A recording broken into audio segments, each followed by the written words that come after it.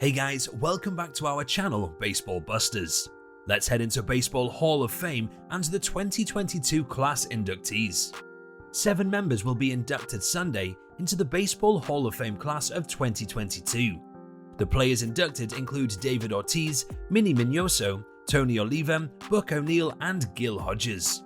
The class of 22 is heavy on players who were trailblazers for Black and Latino representation.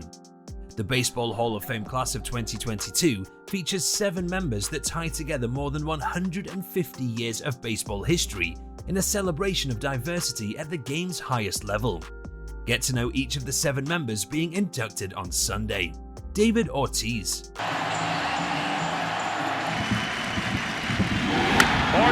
into deep right field. Back is shift. Arguably the player from the class of 22 that baseball fans will recognize most. Ortiz became a fan favorite for his slugging ability and clutch hits for the Red Sox. Ortiz played 20 seasons from 1997 to 2016 in the MLB, 14 with Boston and the other 6 with the Twins. A 10-time All-Star and 7-time Silver Slugger, Ortiz helped power the Red Sox to their 2004 World Series title, which ended an 86-year championship drought.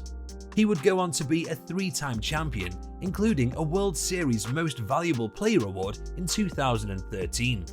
Known as one of the greatest designated hitters to ever play the game, Ortiz finished his career with a .286 batting average, 541 home runs, 1,768 RBI, and a career slugging percentage of .552. Gil Hodges. To the left. Holy cow! Listen to the crowd. Hodges spent 27 years in the majors as a first baseman and then later as a manager. He played 18 seasons from 1943 to 1963 with the Dodgers and New York Mets. An 8-time All-Star and 3-time Gold Glove winner, Hodges was part of World Series championships in 1955 and 1959. Hodges surpassed 20 home runs in a season 11 consecutive years from 1949 to 1959 and recorded 100 or more RBI in 7 consecutive years from 1949 to 55. Jim Kaat. Boys and girls, please welcome Jim Kaat. In 25 seasons, Jim Kaat compiled a 283-237 record for the Senators, Twins, White Sox, Phillies, Yankees, and Cardinals. Kaat's 625 games started ranks 17th of all time, and his 4,530.1 innings pitched ranks 25th. In 1966 with the Twins, Kaat led the league with 25 victories and 19 complete games. His 16 Gold Gloves is tied with Brooks Robinson for second most in history since the award was introduced in 1957. He finished his career with a 3.45 ERA and 2,461 strikeouts.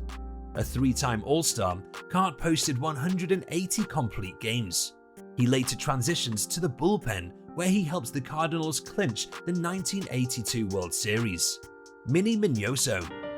The son of an Indiana coal miner, 19-year-old Gilbert Ray Hodges played his first game for the Brooklyn Dodgers. An icon for Latin American baseball fans, Minoso became the first known Afro-Latino to appear in the majors when he did so for Cleveland in 1949. Minoso, who was born in Perico, Cuba, previously played 3 seasons in the Negro Leagues, but went on to play 17 years in the majors with Cleveland, the White Sox, Cardinals, and Senators. He was an instant sensation, finishing second in the AL Rookie of the Year award voting in 1951, after he hit .326 with 14 triples and 31 stolen bases. He was a 13-time All-Star and 3-time Gold Glove winner. In his 1998 autobiography, Puerto Rican-born Hall of Famer Orlando Cepeda gave voice to Minoso's impact, writing, "He is to Latin ball players what Jackie Robinson is to black ball players. As much as I loved Roberto Clemente and cherish his memory, Minnie is the one who made it possible for all us Latins. Before Roberto Clemente, before Vic Power, before Orlando Cepeda, there was Mini Mignoso, Tony Oliva. A pioneering black player, manager, organizer, and promoter. Like Mignoso, Oliva is a native of Cuba, born in Pinar del Rio. He played each of his 15 seasons with the Twins and became the first player in MLB history to win the batting crown in his first 2 full-time seasons, hitting .323 in 1964 and .321 the following year. Oliva won AL Rookie of the Year award in 1964, and his 374 total bases that season tied a rookie record that still stands today. Oliva led the league in hits in 5 times in his career. In 1971, Oliva won the batting title .337 for the 3rd and final time of his career, and also led the league in slugging .546. He was an 8-time All-Star, each of which came in consecutive seasons from 1964 to 1971, and won a Golden Glove in 1966. Bud Fowler. Look again at that home run that got into the seats near the 380 mark in right. Bud Fowler is a titan in baseball history. He was the first black professional baseball player. Born in 1858, Fowler faced constant racism from fans and even teammates, leading to his career being far more nomadic than those of his white contemporaries. Fowler was born John W. Jackson, but according to the Hall of Fame, Fowler himself said he played for teams based in 22 different states and in Canada. Baseball historians estimate he played in more than a dozen leagues in places like Binghamton, New York, and Terre Haute, Indiana. According to the Hall of Fame, Fowler was also instrumental in establishing black baseball leagues across the country. Buck O'Neil. No one in the class of 2022 had a longer career in baseball than O'Neil, whose time as a player, manager, scout, and executive spanned nearly 8 decades. The grandson of slaves, O'Neil was born in 1911 in Carabel, Florida, and started playing semi-pro baseball before playing for the Memphis Red Sox and Kansas City Monarchs of the Negro American League from 1937 to 1948. He missed the 1944 and 1945 seasons because he served in the Navy. O'Neil was a 3-time All-Star and helped the Monarchs win 4 consecutive pennants and the Negro League World Series in 1942.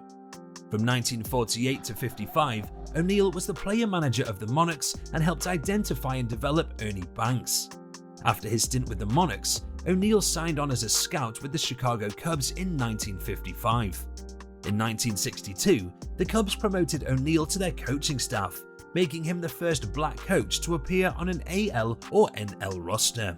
This brings us to the end of our video. I hope you enjoyed it. Hit like if you did, and don't forget to subscribe to our channel so that you don't miss any of our videos in the future. Also, watch the 2 videos that are on your screen because I'm sure that you'll love them. And with that, I'll see you in the next video.